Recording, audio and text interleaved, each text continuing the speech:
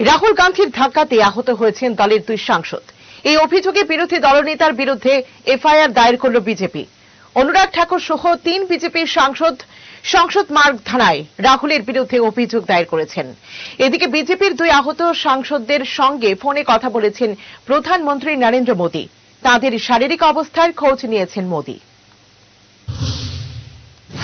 বৃহস্পতিবার সকালে সংসদ চত্বরে বেনজির হাতাহাতিতে জড়িয়ে পড়েন কংগ্রেস এবং বিজেপি সাংসদরা। তাতে ওড়িশার বালাসোরের সাংসদ প্রতাপ সারেঙ্গির মাথা ফেটেছে। গুরুতর জখম হয়েছেন উত্তরপ্রদেশের ফারুখাবাদের সাংসদ মুকেশ রাজপুতও। বিজেপির অভিযোগ, ওই দুই সাংসদই জখম হয়েছেন বিরোধী দলনেতা রাহুল গান্ধীর ধাক্কায়। রাহুল গান্ধী ফারুখাবাদের সাংসদ মুকেশ রাজপুতকে ধাক্কা মারেন। তিনি পড়ে যান প্রতাপ সারেঙ্গির ওপর। সারেঙ্গির মাথা ফেটে রক্ত ঝরে। মুকেশও আহত হয়ে হাসপাতালে ভর্তি। সংসদ বিষয়ক মন্ত্রী কিরণ রিজিজু বলেছেন, রাহুল গান্ধীর ধাক্কায় দুই বিজেপির সাংসদ গুরুতর জখম হয়েছেন।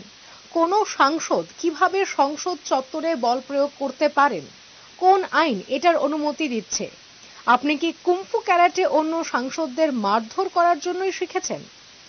বিজেপি সূত্রের খবর, আহত দুই সাংসদই হাসপাতালে ভর্তি। তাদের সঙ্গে ফোনে কথা বলেছেন প্রধানমন্ত্রী নরেন্দ্র মোদী।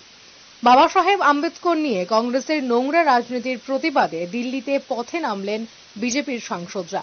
উপস্থিত ছিলেন রাজ্যের সাংসদ তথা প্রাক্তন মুখ্যমন্ত্রী বিপ্লব কুমার দেব ও সাংসদ Rajib Bhattacharya. Bureau report, headlines Tripura national.